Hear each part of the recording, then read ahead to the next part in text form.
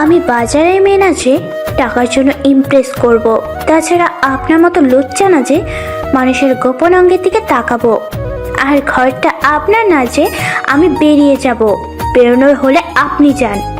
নাইম তুবার কথায় প্রচন্ড ক্ষেপে যায়। তুবাকে ধাক্কা দিয়ে ফেলে দেয় মেঝেতে। তুবা শব্দ করে। নাইম খেয়াল করে তুবার পেট দেখা যাচ্ছে। দ্রুত গিয়ে তুবার বাহু চেপে ধরে, অন্য হাত দিয়ে মুখ চেপে ধরে বলল, যার শরীরের প্রতিটি পার্ট উপভোগ করে রেখেছি তাকে নতুন করে কি ভোগ করব? তুবা চোখ বন্ধ করে ফেলে, ঘৃণাতে মুখে শুধু বলল, জানোয়ার একটা। নাইম এটা আরো রাগ করে।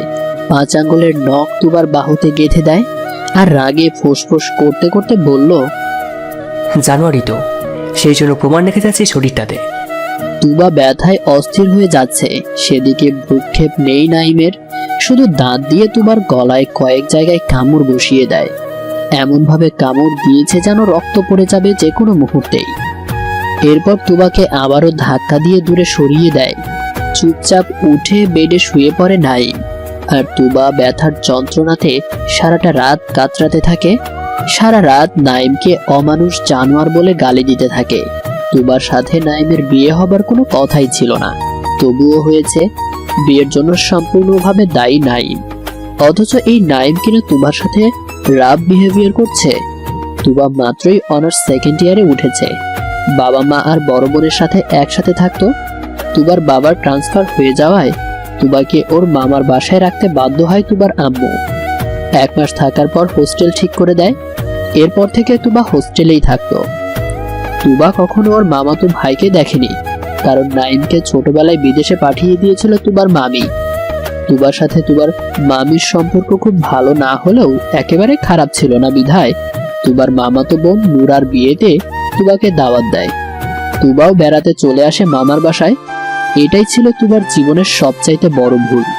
নুরার বিয়েতে তুবা বেশ আনন্দ করলেও আনন্দ মাটি হয়ে যায় নাইমকে দেখে, কারণ বিয়েটা একদম ঘরোয়াভাবে হওয়ার কথা ছিল। নাইম যে ছুটি পাবে আর চলেও আসবে জানলে তুবা কখনোই আসতো না বিয়েতে। নাইমের রুমে তুবাকে থাকতে দিয়েছিল, কারণ নাইম যে আসবে সেটা কেউ জানতো না। আর নাইম দেশে ফিরে আগেই নিজের রুমে চলে আসে।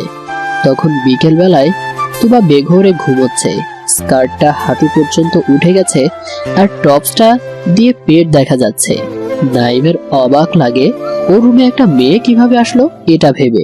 নাইমের কান টেনে ধরে নুরা আর বলে, তুই বড় হয়ে গেছিস, কিন্তু কখন কি করতে হয় সেটা জানিস না। সরি আপু, আমি বুঝতে পারিনি। এখন তো বুঝছিস, তাও কেন ওর দিক থেকে চোখ সরাচ্ছিস না? নাইম চোখ ঘুরিয়ে নিয়ে আস্তে করে দরজা লাগিয়ে দেয় আর বোনকে জিজ্ঞেস করে, কেউ আমার ঘরে কিসের জন্য? ছোট ফুপির ছোট মেয়ে, মা দাওয়াত দিয়েছে তাই এসেছে। ওরে ওঠা আর নিচের ঘরে পাঠিয়ে দাও। ঠিক আছে, তুই আপাতত আমার ঘরে যা। নাইম চলে আসলেও তুবার চেহারাটা বারবার নাইমের চোখে ভাসছে। কেন জানি মনে হচ্ছে অনেক দিনের পরিচয়, কিন্তু কিছুতেই মনে করতে পারছে না। নাইমের ফোনের স্ক্রিনে প্রিয়তমার নাম্বার ভেসে ওঠে। নাইম তুবার চিন্তা দূর করে প্রেমিকার সাথে কথা বলতে ব্যস্ত হয়ে পড়ে। সন্ধ্যায় নুরা ঘরে ঢোকে। তুবা তখনও ঘুমে।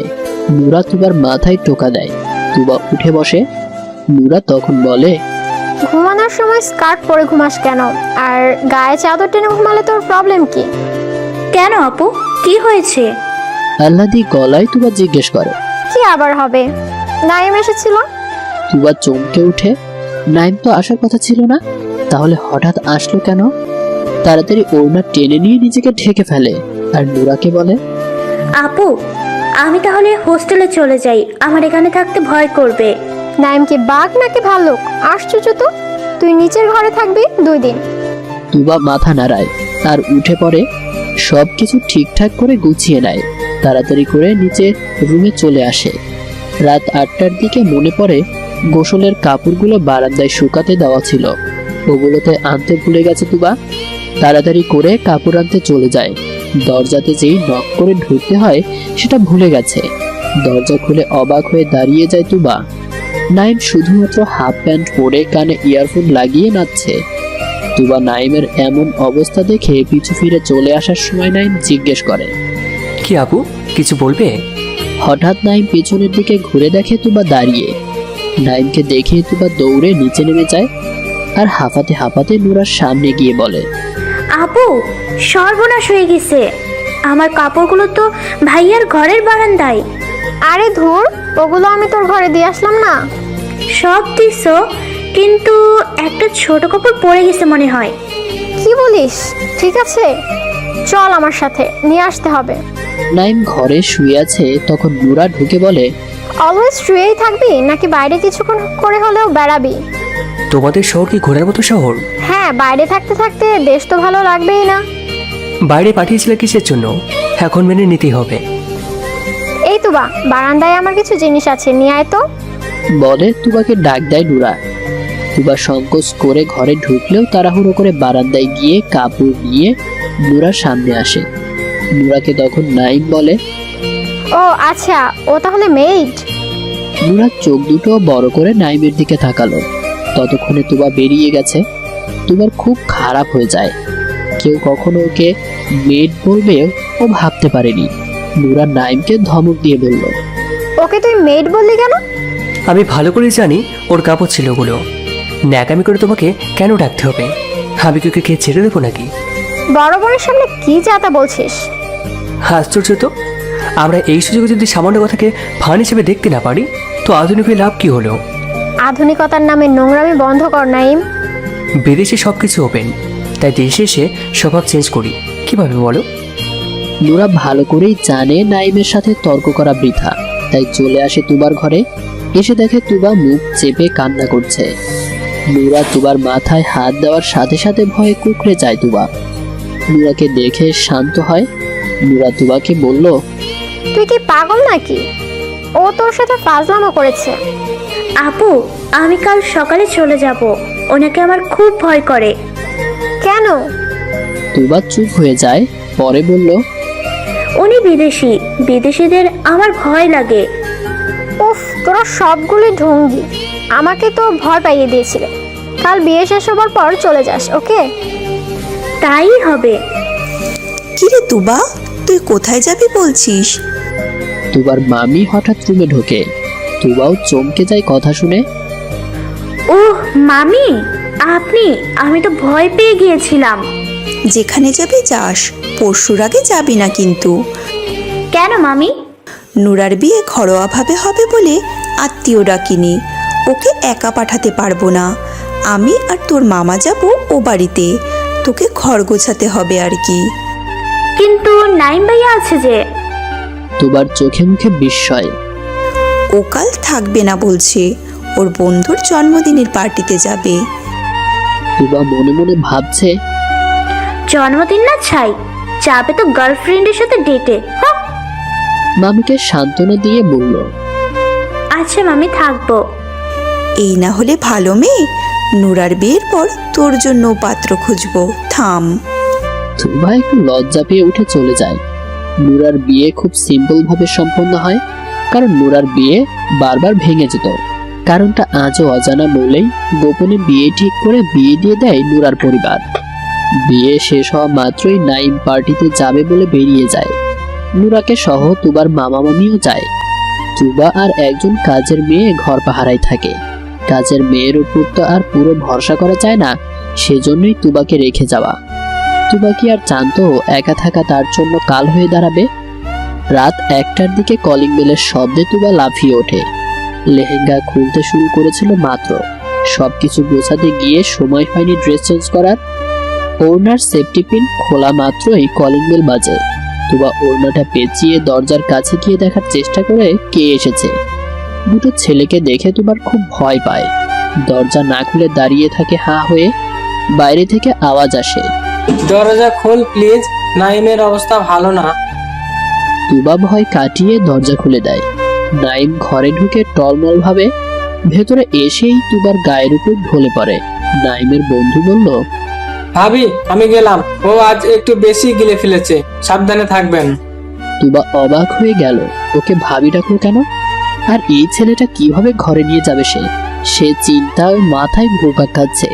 কাজের মেয়ে রিনা এসে দরজা লক করে দেয় আর তুবাকে বলল, চলেন আপা, ওনারে ঘরে রেখে আসি। তুবা রিনাকে বলল। একাই দিয়ে আসি ওনাকে। তুবা কষ্ট করে নাইমকে ঘর পর্যন্ত নিয়ে আসে। নাইমকে বেডে শুইয়ে দিতে গিয়ে নিজেও নাইমের উপর পড়ে যায়। নাইম নিজে থেকেই ছাড়িয়ে নিয়ে চলে আসবে ভেবে উঠতে যাবে, তখনই নাইম আরো শক্ত করে তুবাকে জড়িয়ে ধরে। তুবা ভয়ে কান্না জুড়ে দেয়, করুণ কণ্ঠে বলল, আমার সাথে প্লিজ কিছু করবেন না আপনি, ছাড়ুন না আমাকে প্লিজ। নাইম আরো শক্ত করে ধরে তুবাকে, বলল, প্লিজ রাইসা, আমাকে ছেড়ে যেও না, আমি তোমাকে সেটা বাঁচতে পারবো না। বলে তুবাকে অসংখ্য চুমু দিতে শুরু করে নাইম। তুবা যতই ছাড়াতে চাচ্ছে, নাইম ততই তুবাকে রাইসা ডাকছে আর সারা শরীর ছুঁয়ে দিচ্ছে। একটা সময় তুবার ওড়না সরিয়ে দেয় নাইম। তুবাকে অজস্র চুমু দিতে শুরু করে। তুবা ছাড়ানোর জন্য ছটফট করতে শুরু করে। লেহেঙ্গা সরে গিয়ে পেট বেরিয়ে গেছে তুবার। পেটে হাত ঘোরাতে শুরু করে নাইম। তুবা নিচে বাঁচার জন্য নাইমের হাতে কামড় দেয়। নাইম হাত আলগা করলে তুবা ছুটে চলে আসে, তবে ভাগ্য ভালো না থাকায় নাইম আবার ধরে ফেলে। তুবার চিৎকার শুনে রিনা ছুটে আসলেও রিনাকে ধাক্কা দিয়ে ফেলে দেয় নাইম। এত জোরে ধাক্কা দেয় যে রিনা পড়ে গিয়ে মাথায় আঘাত পায় প্রচন্ড। সেন্সও হারিয়ে ফেলে রিনা। তুবা ভয়ে কাঁদছে। নাইম যে এত হিংস্র হয়ে যাবে বুঝতে পারেনি সে। নেশা করে এসে যা ইচ্ছে তাই করছে, কিছুতেই সরাতে পারছে না তুবা। তুবাকে আবার নাইম বেডে ফেলে দিয়ে নিজেও তুবার উপর লাফ দেয়। তুবা ব্যথায় মা বলে চিৎকার করে। নাইম জোর করে সারা রাত নিজের পুরুষত্ব খাটায় তুবার উপরে। এত অত্যাচার সহ্য করতে না পেরে অজ্ঞান হয়ে যায় তুবা। বেলা 10টায় নাইমের ঘুম ভাঙে। নিজেকে তুবার সাথে অন্তরঙ্গ অবস্থায় দেখে মাথায় যেন আকাশ ভেঙে পড়ে। তুবাকে সব ড্রেস ঠিক করে পরিয়ে দেয়, নিজেও ট্রাউজার পরে নেয়। তুবাকে কয়েকবার ডাকার পরও সেন্স ফিরে পায় না তুবা। নাইম পাশে থাকা গ্লাস থেকে তুবার চোখে মুখে পানি ছিটা দেয়। তারপরেও না ওঠায় নাইম খুব চিন্তায় পড়ে যায়। গালে আস্তে করে থাপ্পড় দিতে শুরু করে। নিজের উপর নিজের রাগ লাগছে, কিভাবে এমন নিচু কাজ সে করতে পারলো। তুবার কিছুক্ষণ পর সেন্স ফিরে আসে। নিজেকে নাইমের কোলে দেখতে পেয়ে নাইমকে ধাক্কা দিয়ে উঠে যেতে গিয়ে দুর্বলতার জন্য পড়ে যায়। খাটের কোনায় হালকা আঘাত পায় আবারও। নাইম তাড়াতাড়ি তুবার মাথা চেপে ধরে বলল, বেশি লাগেনি তো? তুবার ঘৃণা হচ্ছে খুব। নাইমের গালে থাপ্পড় দিয়ে বসে, চেঁচিয়ে বলল, জানোয়ার কুত্তা, ছাড় আমাকে। নাইমের ইগোতে খুব লাগে। তুবার মুখ চেপে ধরে বলল, তোর মতো মেয়েদের সাথে এমনই হওয়া উচিত। যা করেছি বেশ করেছি। তুবা নাইমের থেকে নিজেকে ছাড়িয়ে নিতে চাইলেই নাইম আরো শক্ত করে ধরে তুবাকে আর বলল, রাতে নয় মাতাল ছিলাম, কিছু মনে নেই। এখন আরেকবার হয়ে যাক তাহলে। তোর মাকে সব বলে দিব তুই কত জানোয়ার হয়ে গেছিস। লোকে ঠিকই বলেছিল তুই বিদেশে গিয়ে নারীখোর হয়ে গিয়েছিস। নাইম তুবার মুখ আরো বেশি করে চেপে ধরে বলল, আমার নামে বাজে কথা বলাটাকে, তুই নিজে যে শোভানের সাথে প্রেম শুরু করেছিস সেটাকে কি বেশি হিসেবে দেখবো? শোভন আমার প্রেমিক না, ফ্রেন্ড ছিল। কথাটা শেষ না হবার আগেই নাইম থাপ্পড় দেয় তুবাকে। বেডের সাথে চেপে ধরে বলল, একজনের স্ত্রী হয়ে আরেকজনের সঙ্গে রাত কাটাতে তোর খারাপ লাগে না? আমার বেডে শুয়ে তোর খারাপ লাগছে তাই না?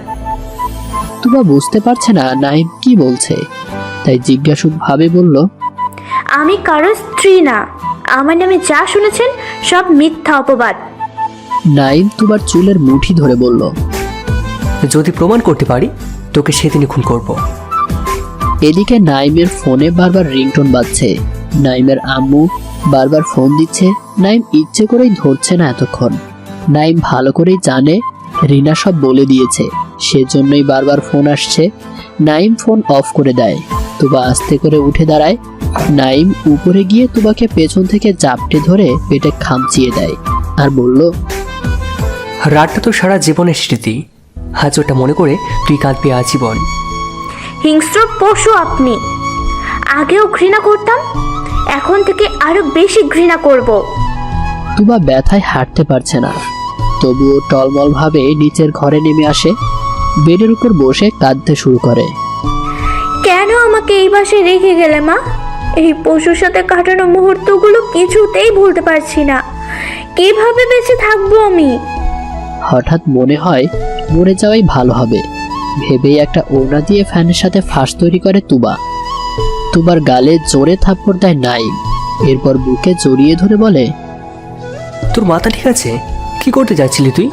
তোর কিছু হয়ে গেলে আমার কি হবে ভেবে দেখেছিস? তুবা নাইমকে সরিয়ে দেয় আর চিৎকার করে বলল, নরপশুর খাদ্য হবার চেয়ে নিজেকে শেষ করে দেওয়া ভালো। নাইম খুব শান্ত গলায় বলল, দেখো, যা হবার হয়ে গেছে। তখন আমি মাতাল ছিলাম, না বুঝে করে ফেলেছি। এর জন্য তোমার ক্ষতি কেন করবে? তোমার মা বাবার কি হবে ভেবে দেখেছো?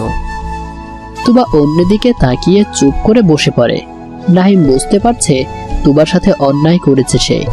এমনটা সে করতে চায়নি যদি না বন্ধুরা ওয়াইনের বোতলে উত্তেজক ট্যাবলেটটা না মিশিয়ে দিত। ট্যাবলেট মিশানোর কথা আগে জানলে কখনোই ওয়াইন খেত না সে।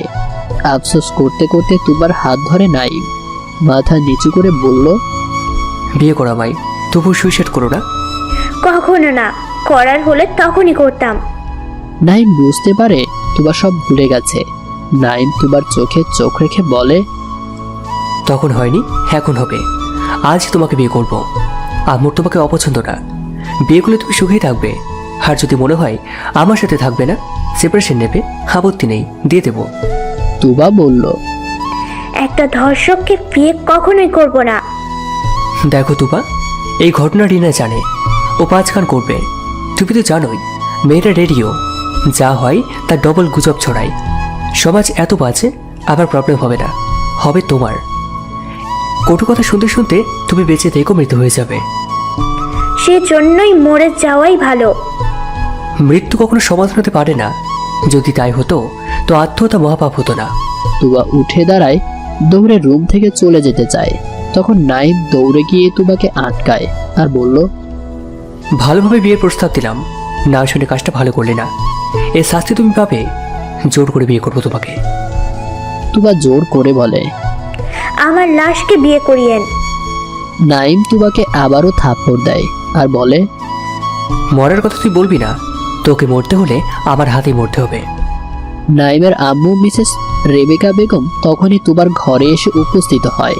নাইমের উদ্দেশ্য বলল, তোকে জন্ম দিয়ে ভুল করেছি। আম্মু, এটা আমাদের দুজনের বিষয়, তুমি না করিও না প্লিজ। বাড়িটা এখনো তোর বাবার। আমার স্বামীর বাড়িতে বাড়াবাড়ি কিছু হবে আর আমি চুপ করে বসে থাকবো?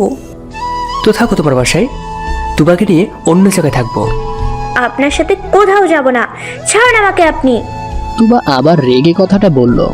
নাইম ওর আম্মুর সামনেই তুবাকে বুকের মাঝে চেপে ধরে ফিসফিসিয়ে বলল, বেশি বাড়াবাড়ি করো না, নইলে কাল রাতে সিসিটিভি ফুটেজ বের করবো।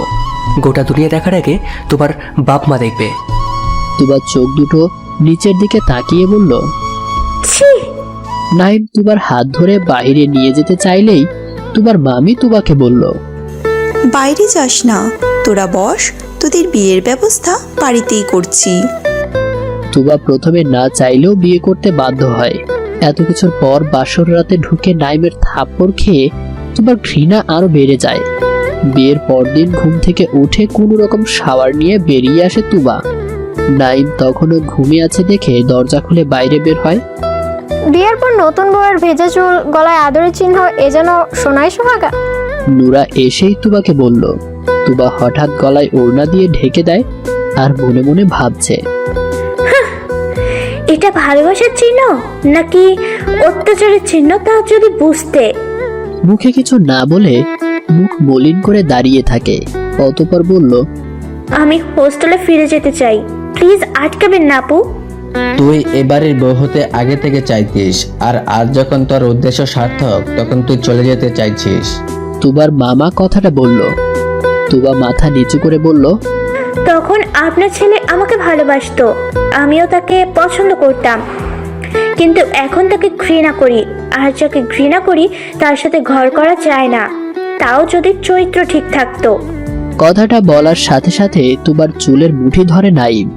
ঘুম থেকে উঠে এসেই তুবার চুল ধরে টেনে নিয়ে ঘরে যায়। তুবা ব্যথায় কোকিয়ে ওঠে, তবুও পাষাণের মন গলে না। বেডের উপর ধাক্কা দিয়ে ফেলে দেয়। দরজা বন্ধ করে তুবার হাত ঘুরিয়ে ব্যথা দেয় তুবাকে। তুবা এক হাতের নখ দিয়ে নাইমের গালে আঁচড় দিয়ে বলল, ছোট লোক কোথাকার, লাগছে আমার, ছাড় বলছি। নাইম তুবার মুখ চেপে ধরে বলল, একদম চিল্লাবি না, গলা টিপে মেরে ফেলবো। তোর সাহসে কিভাবে আমার আব্বুর সামনে আবার চরিত্র নিয়ে কথা বলিস? তোর চরিত্র ঠিক আছে তো? আমি কোনো পাপ করিনি। তাহলে শোভনের সাথে তোর খোলামেলা ভিডিও কোত্থেকে আসলো? একদম মিথ্যা অপবাদ দিবেন না, আল্লাহর গজব পড়বে। ধ্বংস হয়ে গেছি শুধু তোকে ভালোবেসে। আর কি চাস তুই?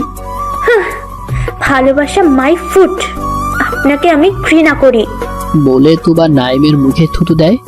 নাইম সাথে সাথে তুবার 2 হাত পেছনের দিকে ঘুরিয়ে মুচড়ে দেয় আর চিৎকার করে বলল, তোকে নিয়ে ঘর করার জন্য বিয়ে করিনি। তোর বিশ্বাসঘাতকতার শাস্তি দিতে দিতে আমি বিয়েটা করেছি। কথাটা তুই মাথায় ঢুকিয়ে নে। তুবা কেঁদে ওঠে। এত কষ্ট যে সহ্য করতে পারছে না সে।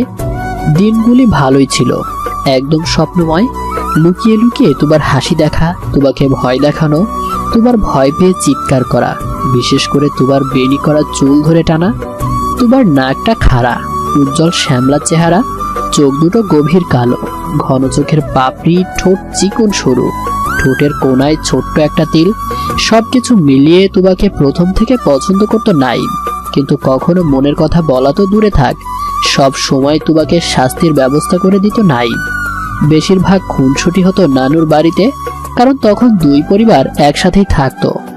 একবার তুবা ঘুমিয়েছিল, তখন তুবার চুলে বেনি গেঁথে বেনিটাকে দড়ি দিয়ে ফ্যানের সাথে বেঁধে রাখে নাইম। তুবা ঘুমিয়ে আছে দেখে তুবার মুখে দূর থেকে জোর করে পানি মারে। তুবা লাফিয়ে ওঠে ঘুম থেকে। উপরে চুল বাঁধা আছে, খেয়াল করেনি। প্রচন্ড ব্যথা ভাই মাথায়। নাইম তুবার কান্না দেখে পালিয়ে যায়। তখন মেয়েটার চুলে কয়েকদিন পর্যন্ত ব্যথা ছিল। নাইম অবশ্য এই জন্য অনেকগুলো মারও খেয়েছিল ওর মায়ের কাছে। ফাজিল হবে তাই বলে এমন দুষ্টমি কিনে মানা যায়? কথাগুলো ভেবে তুবা মুচকি হাসে। এরকম ফাজিলের সাথে তার বিয়ে হবে কখনোই ভাবেনি সে। হ্যাঁ, ফাজিল না শয়তান হয়ে গেছে। আগেকার অন্যায়গুলো মেনে নেওয়া যায়, কিন্তু এখনকার অন্যায়গুলো ক্ষমা হয় না। ছাদের এক কোণে ওয়াইনের বোতল হাতে দাঁড়িয়ে আছে নাইম। কয়েক ঢোক গিলে ফেলেছে। নেশা করতে হবে যে, নইলে বউ পেটাবে কিভাবে? আগে থেকে খারাপ পথে পা বাড়িয়েছিল, আর এখন পুরোপুরি খারাপ হয়ে গেছে। খারাপ হওয়ার পেছনে যথেষ্ট কারণ আছে, যদিও বা ভুল বোঝাবুঝি। তুবাকে ছোট থেকেই ভালোবাসতো নাইম। জ্বালাতন করতে করতে কখন যে প্রেমে পড়ে গিয়েছিল নিজেও বুঝতে পারেনি। অথচ আজ ভালোবাসার মানুষকে বউ হিসেবে পেয়েও তাকে কিনা অত্যাচার করতে হচ্ছে। অত্যাচার পাওয়ারই যোগ্য সে, নয়তো কোনো ফ্রেন্ডের সাথে রিলেশন করতে গিয়েছিল সে। নিজেই নিজেকে প্রশ্ন করে নাইম। আর কত মদ গিলবি? নাইমের বাবার ডাকে নাইম পিছে ঘুরে তাকায়, কিছু না বলে নিজ কাজে মন দেয়। আবার নাইমের আব্বু নোমান ইসলাম আবার বললেন, যা করে চলছিস ভালো হচ্ছে না, কিন্তু এভাবে জীবন চলতে পারে না। তুই ওই মেয়েকে ডিভোর্স দিয়ে নতুন করে বিয়ে কর। নাইম রাগী দৃষ্টিতে বাবার দিকে তাকায়, এরপর বলে, যা বলেছ, এই কথা দ্বিতীয় বছর না শুনি, নইলে তুবাকে নিয়ে এই পাশে ছেড়ে চলে যাব। নোমান সাহেব এই ভয়টাই পাচ্ছিলেন। না, ছেলেকে আর খেপানো যাবে না, একটা মাত্র ছেলে তার। তাই শান্ত ভঙ্গিতে বললেন, তাহলে বোমাকে নিয়ে ঘুরে আয়। তোর নেক্সট 4 তারিখে কুয়েতে যাবার কথা। জাহাজও ভ্রমণ হয়ে যাবে, সাথে তোদের হানিমুনও। বাবা এসব কথা বলতে লজ্জা লাগে না? আর হ্যাঁ, তুবাকে নিয়ে যাবো নেক্সট বার। তুবাকে একা রেখে কখনোই যাব না। আর কথাটা মাথায় ঢুকিয়ে নাও। নোমান সাহেব আর কথা না বাড়িয়ে সিঁড়ি বেয়ে নিচে নামা শুরু করে। একটা মাত্র ছেলে, অথচ বাবাকে সম্মান পর্যন্ত করে না। নিচে নেমে তুবাকে ডাকে।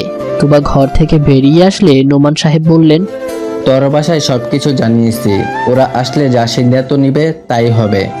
উপর থেকে নাইম চিৎকার করে বলল, আমার স্ত্রীর সিদ্ধান্ত আমি নেব। অন্য কেউ মাথা ঘামালে মাথা আলাদা করে দেব। নাইমের আম্মু রেহেনা খাতুন বললেন, তোর কি মাথা খারাপ হয়ে গেছে? এত খারাপ ব্যবহার করছিস কেন তুই? হ্যাঁ, হয়ে গেছে। সেটা শান্ত হবে ওরে খুন করার পর। তবে খুন করব ধীরে ধীরে, একদিনে না। তুবার দিকে হাত দেখিয়ে বলল নাইম, যা খুশি কর, চিল্লাচিল্লি করিস না নাইম। আমরাও সমাজে বাস করি, সমাজের মানুষ আমাদের খারাপ বলবে। মায়ের কথায় কথা না বাড়িয়ে নাইম হন হন করে ঘরে ঢুকে যায়। তুবাকে ওর মামি বলল, সারাদিন কিছুই খাসনি, এইভাবে কয়দিন না খেয়ে থাকবি? তুবা মামির দিকে তাকিয়ে বলল। খাবার ইচ্ছে নেই। বলে নিচের রুমে গিয়ে শুয়ে থাকে। তুবা পাশ ঘুরতেই দেখলো নাইম দাঁড়িয়ে আছে। তুবা তাড়াতাড়ি উঠে বসে, ভয় পেয়ে গেছে এক প্রকার। নাইম এসেই তুবার চুলগুলো টান দিয়ে ধরে তুবার মাথাটা নিজের কাছে নিয়ে আসে আর বলে, না খেয়ে মরতে দেবো না তোকে। খাইয়ে দাইয়ে সময় মতো সারা জীবন কষ্ট দিয়ে মারবো তোকে। খাবো না আমি, ছাড়ুন আমাকে, লাগছে আমার। তুবা মুখ ফাঁকা করে। কথা বলার সময় মুখের মাঝে স্যান্ডউইচ ঢুকিয়ে দিয়ে মুখ চেপে ধরে বলল, কথা না বলে তাড়াতাড়ি গেল। তুবা অনেক কষ্টে মুখের খাবার শেষ করে। শেষ হওয়া মাত্র তুবাকে ডাইনিং এ টেনে নিয়ে আসে। জোর করে চেয়ারে বসিয়ে নিজেও তুবার পাশে বসে। ডিম পোচ পরোটা তুবার মুখে ঢুকিয়ে দেয়। তুবাও অশান্তির হাত থেকে বাঁচতে সব খেয়ে নেয়। খাওয়া শেষ হতেই নাইম উঠে যায়। তুবা চেয়ারে বসে বসে কাঁদতে শুরু করে। একদিন তুবার খুব শখ হয়েছিল রান্না করার। ভুলবশত তুবার হাত পুড়ে গিয়েছিল। সাথে সাথে নাইম তুবার হাত মুখে নিয়ে চুমু দিয়েছিল, যেন তুবার চেয়ে নাইমকেই বেশি লেগেছিল। অথচ আজ সেই নাইম মারতেও দ্বিধা করে না। পুরনো অতীত মনে করে তুবার কান্নার পরিমাণ বেড়ে যায়। এভাবে প্রতিদিন ধুকে ধুকে মরার কি দরকার, একেবারে মরে যাওয়াই তো ভালো। হঠাৎ তুবা ওর খোলা পিঠে ঠান্ডা হাতের স্পর্শ পেল। তুবা পিছনে ঘুরে তাকাতেই নাইম তুবাকে পাজা কোলে করে তুলে নিয়ে নিজের ঘরের দিকে পা বাড়ায়। তুবাকে বেডের উপর বসিয়ে ঘরের দরজা লাগিয়ে আসে নাইম। তুবার সামনে এসে বসলো নাইম। এরপর বলল, কি অন্যায় করেছিলাম যে আমাকে ধোকা দিলে তুমি? তুবা মুখ ঘুরিয়ে নিয়ে বলল, জানোয়ার আপনি, মানুষ নন। সাথে সাথে তুবার গালে আবারও থাপ্পড় দেয় নাইম। হ্যাঁ, আমি জানোয়ার। তোকে ভালোবেসে জানোয়ার হয়ে গেছি আমি। পকেট থেকে সিগারেট আর লাইট বের করে। একসাথে 3টা সিগারেট ধরায়। সবগুলো একসাথে টানে আর ধোঁয়াগুলো তুবার মুখে ছাড়ে। তুবার সিগারেট গন্ধ সহ্য হয় না, কাশি উঠে যায়। তবুও নাইম এক একে 1 ডজন সিগারেট টানে আর তুবার শাস্তির ব্যবস্থা করে। একসময় কাশতে কাশতে অস্থির হয়ে পড়ে। তখন নাইম সিগারেট খাওয়া বন্ধ করে। ততক্ষণে তুবার অবস্থা খারাপ, শ্বাসকষ্ট হচ্ছে খুব।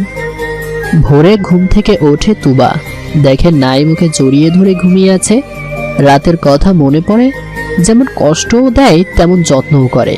যখন শ্বাসকষ্ট উঠে হাঁপাচ্ছিল তখন নাইমই ওর সেবা করে। তুবা নাইমকে ঠেলে উঠে পড়ে। ভালো লাগে না এই ছেলেকে, যার জন্য এত কিছু সহ্য করতে হচ্ছে তাকে। ভালো লাগার কথাও না, মনে হচ্ছে পালিয়ে যেতে পারলে ও বেঁচে যায়। তুবা ওঠা মাত্রই নাইম তুবাকে কাছে টেনে নেয়, চুলের মুঠি ধরে বলল, শেষ নিঃশ্বাস পর্যন্ত কষ্ট দিয়ে মারবো তোকে। তুবা চোখ বন্ধ করে কাঁদতে থাকে। নাইম চুল ছেড়ে দেয়। তুবা তখন বলে, কিসের শাস্তি দিচ্ছেন? আমি কোনো অন্যায় করিনি, প্লিজ আমাকে মুক্তি দিন। আমি চলে যেতে চাই আপনার জীবন থেকে। মনে পড়ে না সেদিনগুলোর কথা? হ্যাঁ পড়ে। আপনি ধোকা না দিলে আজ এত খারাপ দিন দেখতে হতো না আমাকে। আমি ধোকা দিয়েছি নাকি তুই? ভালোবাসতাম খুব, কিন্তু এঙ্গেজমেন্ট করে বিদেশে চলে গিয়েছিলেন, ভুলে গেছেন? আমার এঙ্গেজমেন্ট কবে হয়েছিল রে? মিথ্যা দোষারোপ করছিস। তাহলে? তুবা চুপ হয়ে যায়। নাইম মিথ্যে বলে না, তাহলে কি তাকে ধোকা দেওয়া হয়েছিল? যেন নাইমের জীবন থেকে সরে যায়। তুবাকে চুপ থাকতে দেখে নাইম বলে, চুপ করে আছিস কেন? তুই নিজের দোষ থাকতে আমার উপর দোষ চাপিয়ে দিচ্ছিস, তাই না? না, আমি যা শুনেছি সেটাই বলেছি মাত্র। তুমি আমার সাথে সব সময় দুষ্টুমি করতে আর বকা খেতে। আমি খুব এনজয় করতাম। সম্পর্কটা ছিলই ঝগড়া করার। জানো, যখন থেকে বুঝতে শিখি তখন থেকেই তোমার প্রেমে পড়েছিলাম। নাইম চোখ বন্ধ করে ভাবতে থাকে হারানো দিনের কথাগুলো। একবার তুবাকে একা পেয়ে তুবার ঘরে ঢুকে দরজা লাগিয়ে দেয় নাইম। তুবা ভয়ে কাঁপছিল নাইমকে দেখে। নাইম তুবার গলায় আলতো স্পর্শ করে বলেছিল, আবার পড়ি, আমি তোকে কখনোই কষ্ট দেবো না, আজকে থেকে শুধু ভালোবাসবো। তুবা ভয়ে চোখ বন্ধ করে ফেলে।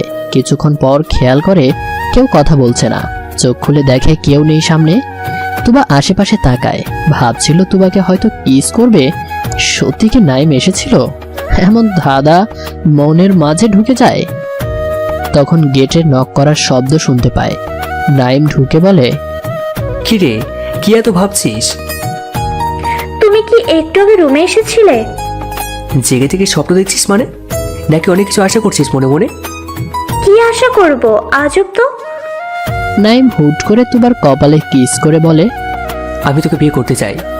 তুবা যেন আকাশ থেকে পড়ে। কিছুক্ষণ ভেবে বলে, পাগল হয়ে গেলে তুমি? এত কম বয়সে কে তোমার বিয়ে দিবে শুনি? কোথায় কম বয়স? আমি এবার এইচএসে দিয়েছি, আর তুই এইটে পড়িস। যাও গিয়ে মামাকে বলো, লাথি দিয়ে বিয়ের ভূত দূর করে দিবে। তোর মামাকে কেন বলা লাগবে? তুই রাজি থাকলেই হবে। তুই কি আমাকে ভালোবাসিস না বল? এভাবে বিয়ে হয় না। তুমি এমন পাগলামি করো কিসের জন্য? তুই বিয়ে করবি কিনা সেটা বল আগে। তুবা অনেকক্ষণ চুপ থেকে বলল, কিভাবে? চল আমার সাথে। তুবার হাত ধরে টেনে নিয়ে বাইরে আসে নাইম। একটা রিক্সা ঠিক করে নেয়। তুবা যেন আজ অজানার উদ্দেশ্যে যাচ্ছে। কিছুক্ষণ পর একটা বাড়ির সামনে রিক্সা এসে থামে। একজন মধ্যবয়স্ক লোক বেরিয়ে আসে। ওনাকে নাইম চাচ্চু বলে জড়িয়ে ধরে। কিছুক্ষণ পর তুবাকে নিয়ে ওনার বাসায় ঢুকে। উনি তুবার দিকে অবাকভাবে তাকিয়ে থাকে। নাইম ওনাকে বলে, আমার ফুপির মেয়ে, ওকে বিয়ে করতে চাই, নইলে ওকে অন্যের সাথে বিয়ে দিয়ে দেবো। উনি নাইমকে অনেক বোঝালেন যে তোমার বিয়ের বয়স এখনো হয়নি, কিন্তু নাইম বলে, বিয়ের জন্য আমার বয়স লাগে নাকি? ওরে বিয়ে করতে চাই, কারণ ওরে আমি হারাতে চাই না কখনো। আর একটা মেয়ের বিয়ের জন্য ইসলামী দৃষ্টিতে বয়স লাগে না। তোমার বাবা যদি রাগ করে তখন কি করবে? কিছুই হবে না, দেখিয়েন, ওনার বোনেরই তো মেয়ে। অতপর নাইমের পাতানো চাচ্চু বাধ্য হয়ে ওদের বিয়ে পড়ি দেয় সেদিন। নাইম দীর্ঘশ্বাস ফেলে আর বলে, বিয়ের কথা মনে পড়ে তোমার?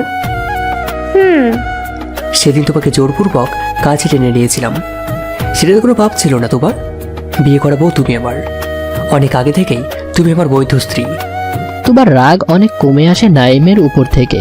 সত্যি তো, অল্প বয়সে আবেগের বশে চাচ্চুর পরিবারের সামনে কবুল বলে বিয়ে পড়েছিল সে। তাহলে তো ওদের মাঝে কোনো পাপ কাজ হয়নি। কিসের জন্য তাহলে নাইমের উপর রাগ করে আছে সে? দিনগুলো কাটছিল বেশ। মৌখিক বিয়ের পর থেকে নাইম তুবাকে বউ ভাবা শুরু করে, কিন্তু ওভাবে কখন কাছে যাওয়া হয়নি। দুজনেরই কি লজ্জা লাগতো একে অপরকে দেখে। লুকোচুরি খেলার মতো একে অপরের চোখাচোখি হলেই লজ্জায় লাল হয়ে যেত। একটা মাস এভাবেই পার হয়ে যায়। তুবার দাদু মারা যায়। তুবাকে বাধ্য হয়ে দাদুর বাড়ি যেতে হয়। শেষবার তুবা নাইমের দিকে তাকালো। নাইম ঠোঁটের ইশারায় চুমু ছেড়ে দেয়। তুবা লজ্জায় চোখ বন্ধ করে ফেলে। কিছুক্ষণ চোখ বন্ধ রাখার পর তুবার চোখ দিয়ে অঝরে পানি ঝরা শুরু করে। কেন জানি তুবার খুব খারাপ লাগছিল। হয়তো নাইমের সাথে আর কখনো দেখা হবে না, এই ভয় মনের ভেতর চেপে রেখে দাদুর বাড়ির উদ্দেশ্যে রওনা দেয়। কিছুদিন পর নাইমের আব্বু নোমান সাহেব নাইমকে ডেকে ছাদে নিয়ে গেলেন। মুখটা একদম গম্ভীর করে রেখেছেন। নাইম ভয় ভয় জিজ্ঞেস করে, কিছু হয়েছে নাকি? এমন চিন্তিত দেখাচ্ছে কেন? একটা ঝামেলা হয়ে গেছে গ্রামে, কিভাবে যে কথাগুলো বলি। চিন্তা হচ্ছে, বলে ফেলো তাড়াতাড়ি। আমি বাবা হিসেবে বুঝি, তবাকে তুই পছন্দ করিস, তাই বলে একটা চরিত্রহীনা মেয়েকে তুই ছি ছি ছি নাইম। নাইম চিৎকার করে বলে, ও চরিত্রহীনা নয়। নিজের বোনের মেয়েকে এত নিজ কথা তুমি বলতে পারলে? গ্রামের সবাই জানে, পারলে ওর গ্রামে গিয়ে জিজ্ঞাসা করে আসিস। ও একটা ছেলে, কি যেন নাম? ও হ্যাঁ, শুভ। এর সাথে এক রুমে ধরা পড়েছে, কি বিশ্রী অবস্থায়। ছি ছি ছি নাইম, বোনের মেয়ে বলতো লজ্জা লাগে রে। কি মিথ্যা বলছো তুমি? তোমার কথা আমি বিশ্বাস করি না। একটা ছবি দেখায় নাইমকে, যেখানে তুবা অন্য ছেলের সাথে খারাপভাবে জড়িয়ে শুয়ে আছে। নাইম ছবিটা দেখা মাত্র ছাদের উপর বসে পড়ে। জোরে জোরে চিৎকার করে কাঁদতে শুরু করে। প্রতিটি কথায় তুবার উপর রাগ দেখিয়ে চিল্লাচ্ছিল। তখন নোমান সাহেব বললেন, তোমার সবকিছু থেকে মুক্ত হওয়ার প্রয়োজন। তুমি হায়ার এডুকেশনের জন্য বিদেশে চলে যাও। ওখানে গেলে ওই পাপী মেয়েকে ভুলে থাকতে পারবে। হ্যাঁ, তাই যাব। বাইরে গিয়ে মেয়েদের নিয়ে ইচ্ছে মতো ফুর্তি করব। বলে হনহনিয়ে নিচে নেমে আসে নাইম। এসে ঘরের দরজা লাগিয়ে দেয়। কয়েকটা দিন পর নাইম সত্যি বিদেশে চলে যায়। তুবার উপর শত রাগ বুকে চেপে নাইম আবার তুবার গলা চেপে ধরে, জোর করে বলে, কেন তুই স্বপনের পিছনে গিয়েছিলি? তুই একবার বললে কি তোর চাহিদা পূরণ করতে পারতাম না? তুবা নাইমের গালে থাপ্পড় মেরে দেয়। অনেক হয়েছে নাইম, আমার চরিত্র নিয়ে টানাটানি করবে না তুমি। নাইম আরো শক্ত করে তুবার গলা চেপে ধরে। তুবার কষ্টের দম বন্ধ হয়ে আসছে, কিছুই বলতে পারছে না তুবা। নাইম জোরে করে বলে, তাহলে গোটা গ্রামের লোক কি ভুল দেখেছিল, নাকি আমি ভুল দেখেছিলাম? তুই ওই স্বপনের বুকে নগ্ন হয়ে শুয়ে আছিস সেটা? তুবা এতক্ষণ নাইমের থেকে ছাড়ানোর চেষ্টা করছিল, কিন্তু এমন কথা শোনার পর হাত পা একদম ছেড়ে দেয়, চোখটাও বন্ধ করে ফেলে। নাইম বুঝতে পারে তুবার নিঃশ্বাস বন্ধ হয়ে আসছে, তাই গলা ছেড়ে দেয়। তুবা অনেক কষ্টে একটা কথা বলে, যে লোক যাচাই না করে অন্যের কথা বিশ্বাস করে সে কখনোই সুখী হতে পারে না। মিথ্যা অপবাদ কেউ দিল আর সেটা যাচাই না করে অন্যায় করেছো তুমি, এর শাস্তি তুমি অবশ্যই পাবে একদিন। নাইম একটু ভীত হয়ে উঠে বসে। সত্যি তো, সেদিন একটা ছবি দেখে যাচাই না করে চলে গিয়েছিল সে। তাহলে কি তুবার সম্পূর্ণ নির্দোষ, নাকি নিজের দোষ ঢাকতে এমন কথা বলছে সে? সত্যি তুই কোনো পরপুরুষের সাথে থাকিসনি? ছি, তুমি আমাকে কখনো ভালোবাসোনি, বাসলে মিথ্যা অপবাদ বিশ্বাস করতে না। তুই গ্রামে গিয়ে কোনো অঘটন ঘটাসনি?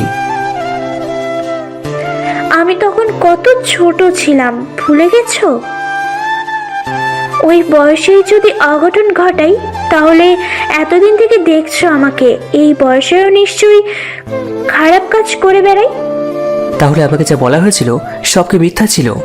কে বলেছে? নাইম বলতে গিয়েও বলল না, আগে বাবার সাথে কথা বলা দরকার। আচ্ছা আপু, তুমি কি আমাকে ডিভোর্স দিতে পারবে? নাইমের কথা শুনে নোমান সাহেবের মাথায় রক্ত উঠে যায়। প্রচুর পরিমাণে রেগে গিয়ে বলল, তুই আমার একটা মাত্র ছেলে বলে যা মুখে আসবে তাই বলবি নাকি? আর একটাও বাজে কথা বলবি না তুই আমাকে। তুমি যদি আমাকে না ছেড়ে যেতে পারো তাহলে তোমাকে ডিভোর্স দিতে বলো কোন সাহসে? তোবার মতো মেয়েকে এবারের বউ হিসেবে কখনো মানবো না আমি। তাই বুঝি তোমার উপর মিথ্যা অপবাদ আরোপ করছিল তখন? হ্যাঁ করেছিলাম। একটা অবৈধ মেয়েকে ছেলের বউ করা যায় না নাইম। নিজের বোনের মেয়েকে অবৈধ বলতে লজ্জা লাগে না তোমার? ও তোর ফুফুর আপন মেয়ে না, তোর ফুফু একটা জারজ মেয়েকে মানুষ করেছে। তুবা এই কথাটা শুনে মাথা ঘুরে পড়ে যায়। এতদিন যাকে মা বলে জেনে এসেছে সে কিনা তার মা নয়। নাইম আওয়াজ শুনে ঘরের দিকে ছুটে আসে, এসে তুবাকে মেঝেতে পড়ে থাকতে দেখে তাড়াতাড়ি কোলে তুলে নিয়ে বিছানায় শুইয়ে দেয়। কথাটা নিজেও হজম করতে পারছে না, কিন্তু কিভাবে সম্ভব এসব? কিছু না ভেবে পেয়ে তুবাকে জ্ঞান ফেরানোর চেষ্টা করতে থাকে নাইম। হাজার হোক, মেয়েটাকে একসময় খুব ভালোবাসতো, এখনো হয়তো ভালোবাসে। নইলে তুবার উপর যতই অত্যাচার করুক না কেন, তুবাকে কষ্ট দিয়ে নিজেই কষ্ট পায় কেন? কিছুক্ষণ পর তুবার জ্ঞান ফিরে আসে, উঠে বসে নাইমের হাত ধরে বলল, সত্যি কি আমি জারজ? মামা এভাবে বলতে পারলো? যা হোক, তুমি আমার সাথে যাবে। কোথায়? যদি বলি যার নামে তাহলে তুমি যাবে। আচ্ছা যাব, কিন্তু এই বাসার যখনই লোকেদের সঙ্গে থাকার কোনো প্রয়োজন নেই। যাদের মিথ্যে কথায় আমি আমার বিবাহিত স্ত্রীকে ছেড়ে চলে গিয়েছিলাম, অন্তত তাদের সাথে থাকার কোনো আমার দরকার নেই। আমি আর সহ্য করতে পারছি না, আমাকে মেরে ফেলুন, আমি আর বাঁচতে চাই না, চাই না বাঁচতে। নাইম তুবার কান্না থামানোর জন্য অনেক চেষ্টা করার পর আদর করতে শুরু করে। এতটা আদর যে তুবা কিছুটা সময় নাইমের ভালোবাসার ছোঁয়াতে হারিয়ে যায়। তুবা কিছুক্ষণ পর খেয়াল করে নাইমের বুকে মাথা দিয়ে শুয়ে আছে সে। নাইমের উপর সব রাগ ঝরে পড়ে। এই প্রথম ভালোবেসে নাইম ওকে কাছে টেনে নিয়েছিল। ভালোবাসার মানুষ যদি কাছে ডাকে, তার ডাকে সাড়া না দিক কি থাকা যায়? মুখে একটু মুচকি হাসির ছোঁয়া। নাইম তুবার মুখে আলতো পরশ দিয়ে বলল, এখন তোমাকে বেশ সুন্দরী লাগছে। তুবার চোখ নামিয়ে নেয়। নাইমকে যে সেও ভালোবাসে। দীর্ঘদিন অপেক্ষার পর নাইম ওর কাছে ধরা দিয়েছে, কিন্তু ধরে রাখতে পারবে তো? পরক্ষণেই মনটা খারাপ হয়ে যায়, বিষণ্ণতার ছাপ চোখে মুখে ফুটে ওঠে। নাইম তুবাকে জিজ্ঞেস করে, হঠাৎ আবার কি হলো তোমার? আমি কার মেয়ে নাইম? ভুলে যাও, তুমি আমার স্ত্রী। আর কোনো পরিচয় লাগবে তোমার? যদি লাগে তাহলে তুমি তুবা, এটাই তোমার পরিচয়। তবুও নাইম তুবার মুখে হাত দেয়, আর কথা বাড়িও না, ইশারায় বুঝিয়ে দেয়। ছোটবেলার দুষ্টুমিগুলো মন কেড়ে নিত, একটা পিচ্চিমের মুখের হাসি হৃদয় জুড়িয়ে দিত। মেয়েটা আজ বড় হয়ে গেছে, তার মায়াবী চোখের দিকে তাকিয়ে হারিয়ে যেতে ইচ্ছে হয়, কিন্তু ও অপরাধী জানার পর শুধু ওকে কষ্ট দিয়ে মারতে ইচ্ছে হতো। আর যখন জানতে পারি প্রিয়তমা সম্পূর্ণ নির্দোষ, তখন প্রিয়তমার প্রতি ভালোবাসা বেড়ে যায়। এটাই হয়তো মানুষের মন ক্ষণে ক্ষণে বদলে যায়। হঠাৎ তুবার হাতের ছোঁয়ায় নাইমের খেয়াল ফিরে আসে। কি সব ভাবছিল ভেবে মুস্কি হাসে। তুবাকে বলল, রেডি হয়ে নাও, এই বাসাতে আজই তোমার শেষ দিন। তুমি তাদের একমাত্র সন্তান, যাওয়াটা কি ঠিক হবে? হ্যাঁ, কারণ বাবা মিথ্যাবাদী। যদি তোমার বাবার বলা কথাগুলো সত্য হতো তাহলে কি আমায় মেনে নিতে? নাইম রাগে তুবার গলা চেপে ধরে আর বলে, এরকম হলে তোমাকে মেরেই ফেলতাম। তুবার গলাটা ছেড়ে দেয়। তুবাকে রেডি হতে বলে নাইম ঘর থেকে বেরিয়ে আসে। মাকে ছেড়ে চলে যেতে পারবি? নাইমের মায়ের কথায় নাইম পিছু ফিরে যায়। যেতে তো হবেই। তুই যে তুবাকে এত ভালোবাসতিস, আগে বলিসনি কেন? বললে কি করতে? বাবার থেকে এক ধাপ এগিয়ে গিয়ে কি তুবাকে মেরেই ফেলতে?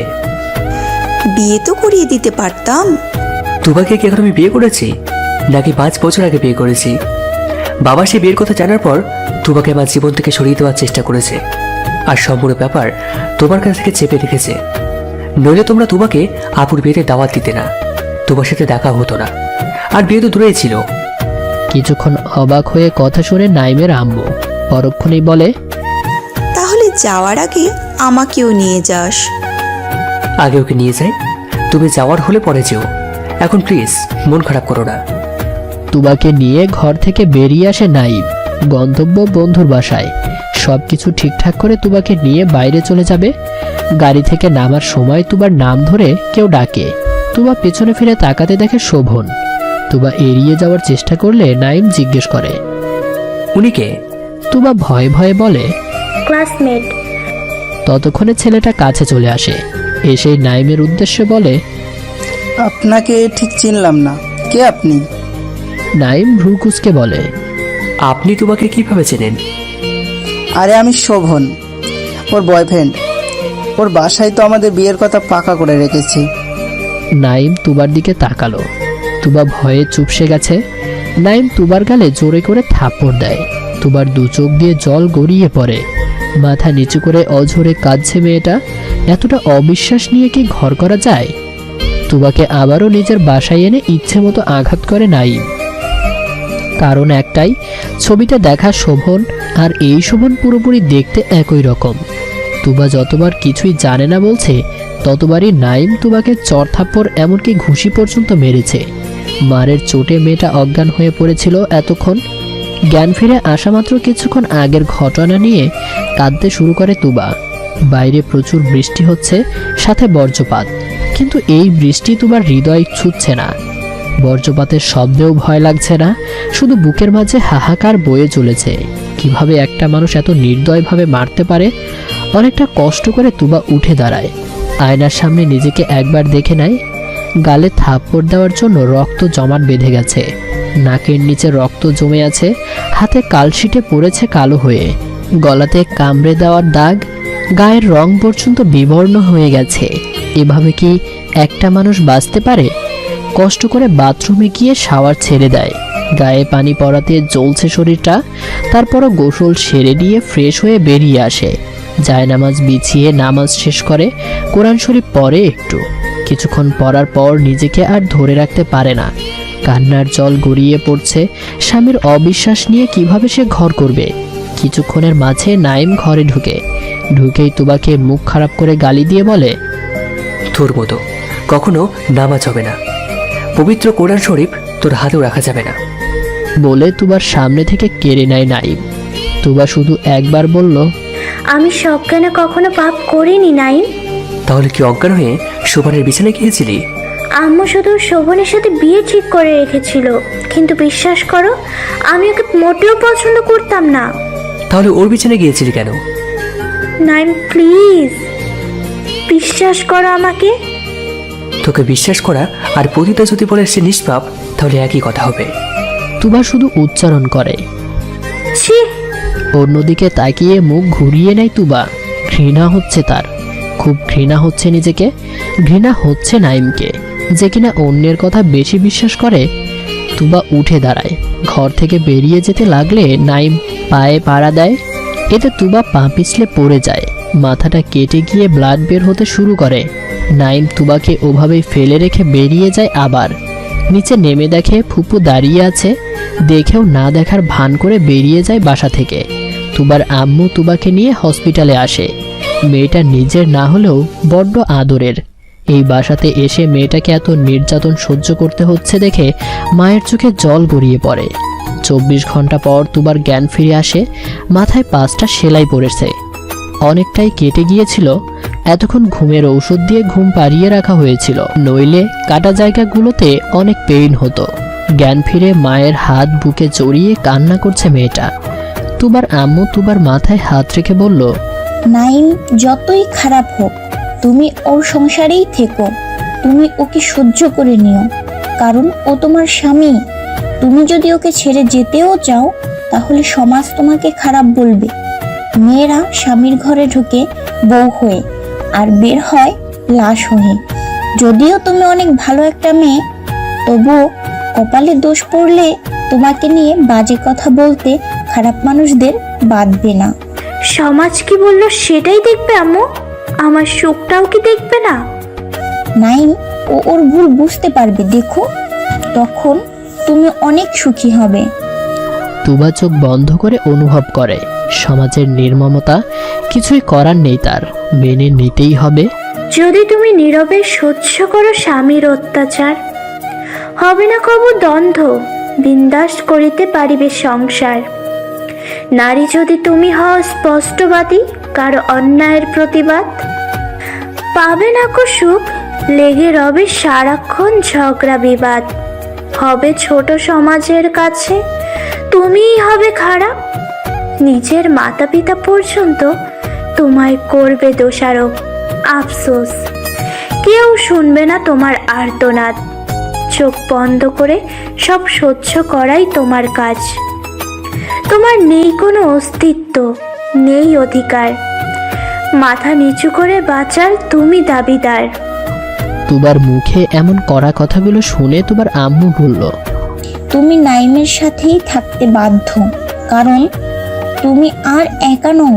তোমার মাঝে তুমি বহন করছো আরেকটা প্রাণের অস্তিত্ব। মায়ের কথা শুনে নিজ অজান্তেই পেটে হাত দেয় তুবা। সত্যিই তো, সে মা হবে, বিশ্বাস করতে পারছে না। কিন্তু নাইম যদি ওকে মেনে না নেয়?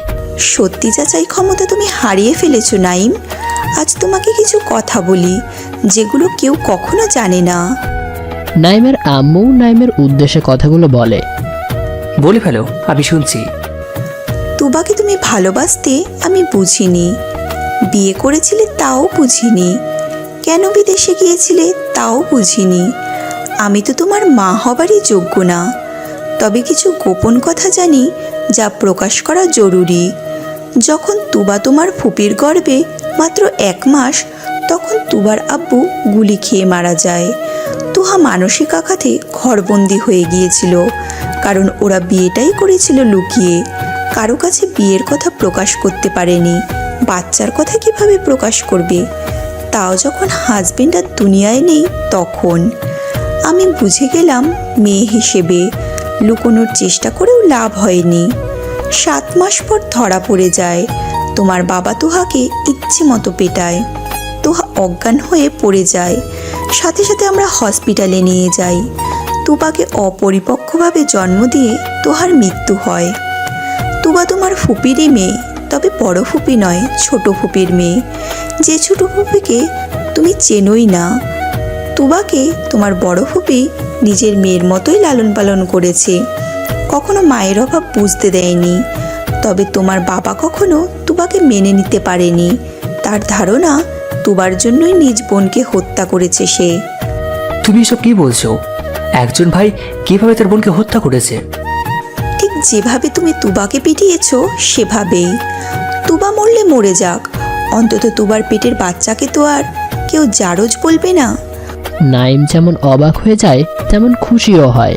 হাজার হোক সে বাবা হতে চলেছে, তবুও মাকে জিজ্ঞেস করে, তুবা এখন কেমন আছে? ওকে তুই যেভাবে মেরেছিস তাতে ওর যেমন থাকার কথা ও তেমনই আছে। ও যেমন অন্যায় করেছে ওর শাস্তিও দিয়েছে আম্মু। হেতোকে বড় করে দেখার মতো কি হয়েছে? একবারও কি যাচাই করেছিলিস? সত্যিটা কি জানার চেষ্টা করেছিলি? সত্য কি বলো?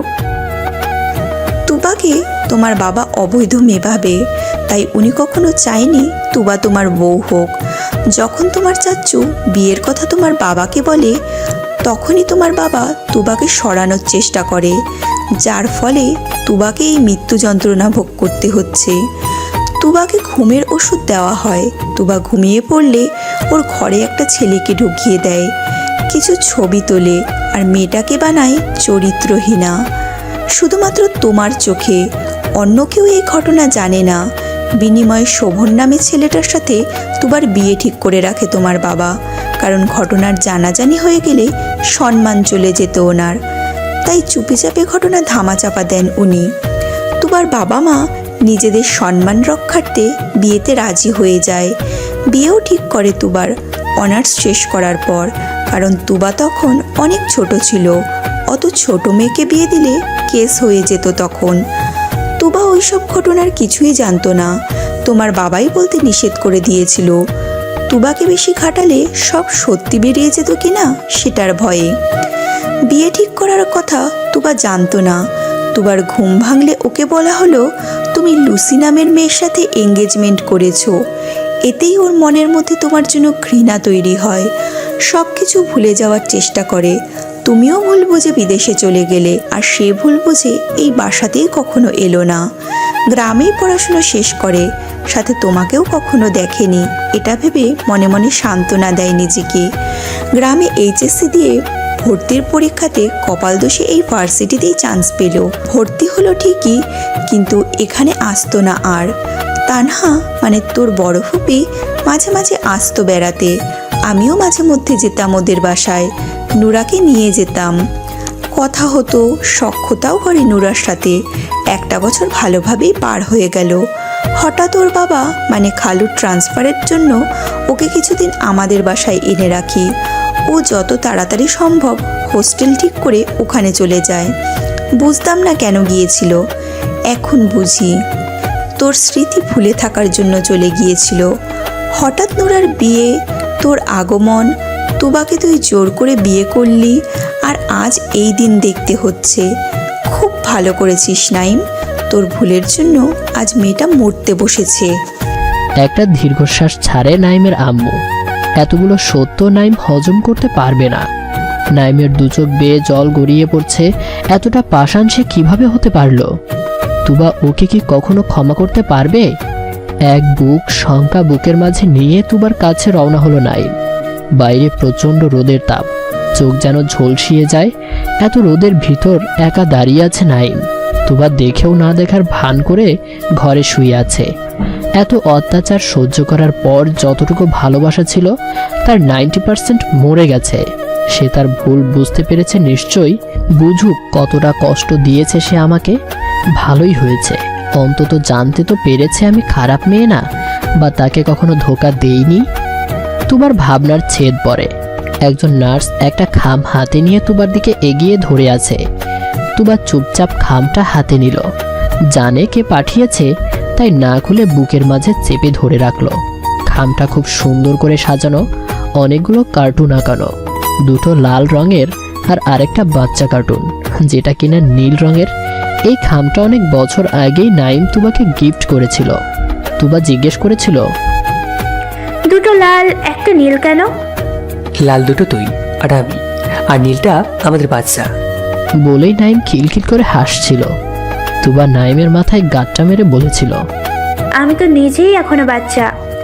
দৌড়ো পাগলি, তুই জানিস দাদুর বিয়ের সময় দাদুর বয়স ছিল মাত্র 10 বছর। নানির বয়স কম ছিল তো আমার কি? তুমি কি বলতে চাচ্ছ আমি এক্ষুনি বাচ্চা মা হব? নাইমের শয়তানি হাসি দিয়ে পালিয়ে যায়। তুবা রাগ করে খামটা নাইমের টেবিলের উপর রেখে চলে যায়। এত বছর পর তুবা খামটাকে দেখে যতটা না অবাক হয়, তার চেয়ে বেশি আনন্দিত হয়। নাইম এতটা বছর একটা খাম পর্যন্ত আগলে রেখে দিয়েছে। তুবা আর কিছুই না ভেবে খামটা খুলে চিঠিটা বের করে। একটা অনেক পুরনো চিঠির সাথে নতুন একটা চিঠি দেখতে পায়। তুবা আগে পুরনো চিঠিটাই খোলে। সেদিন রাগ করে দেখাই হয়নি কি ছিল ভেতরে। আজ দেখে পুরোপুরি অবাক হয়ে গেছে সে। জানিস তুবা, তোকে ছাড়া আমি পুরোপুরি অসহায়। তুই ভুলে আমাকে ছেড়ে যাস না, হিতি নাইম।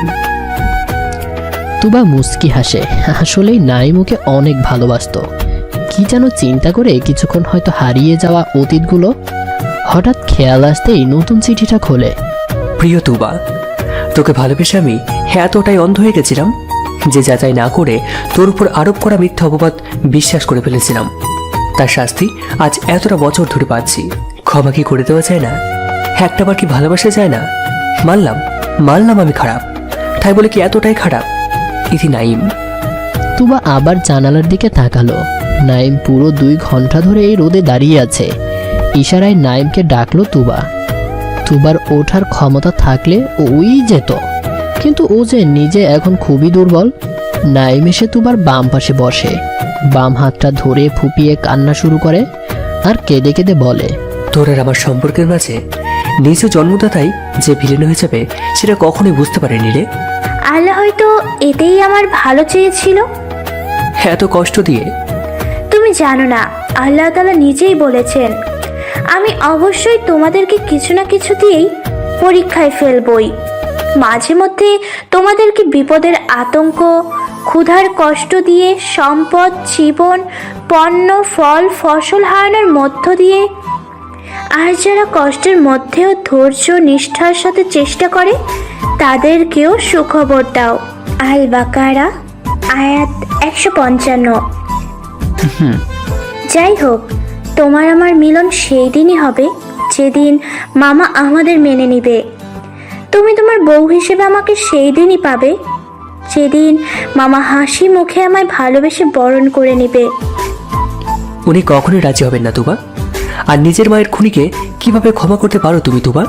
ভুল তো মানুষ মাত্রই হয় নাইম। উনি অহংকারের বশে অন্ধ হয়ে গিয়েছিল। একবার সুযোগ দেওয়াও তো উচিত। তাই হবে, মাত্র একবার সুযোগ দেব, কিন্তু তোমাকে নিয়ে বিদেশে থাকবো আমি। কিন্তু তোমার মাকে কে দেখবে? ওনার তো বয়স হয়েছে, ওনার কষ্ট তোমার বোঝা উচিত নাইম। আমি তো কিছুই বুঝি না, যা বোঝা সব তুমি বোঝো। তুবাকে নিজ হাতে মারার জন্য এসেছিল ওর মামা, কিন্তু তুবার এত সহনশীলতা দেখে চোখ দুটো দিয়ে পানি পড়তে শুরু করে। নিজের করা অন্যায়গুলোর জন্য অনুশোচনা শুরু করে, কিন্তু অহংকার বশত তুবার কাছে গেল না। যে পিস্তলটা সাথে করে নিয়ে এসেছিল তুবাকে হত্যা করতে, সেটা নিজের মাথায় চালিয়ে দেয়। বিকট শব্দতে যেন হসপিটালের চারদিক কেঁপে ওঠে। তুবা নাইমের বুকে নিজেকে লুকিয়ে ফেলে ভয়ে। নাইম তুবাকে সরিয়ে বাবার কাছে গেলে নাইমের গালে হাত রেখে বলে, তোর ভালোবাসাও তো ওকে ফিরিয়ে দিলাম। দেখতে দেখতে 1টা বছর পার হয়ে গেল। আজ তুবার প্রথম বিবাহ বার্ষিকী। ছেলেকে ঘুম পাড়িয়ে তুবা নাইমের পাশে এসে শোয়। নাইমের নাক বরাবর খামচি দেয় তুবা। নাইম তুবাকে বলে, প্রতিদিন একটা করে আঁচড় না দিলে শান্তি পাও না? মনে করো প্রতিদিন একটু করে প্রতিশোধ নিই। তাই বুঝি? বলতেই তুবার ঠোঁট নিজের দখলে নিয়ে নেয় নাইম। ওদের ভালোবাসার রাজ্যে হারিয়ে যায় ওরা।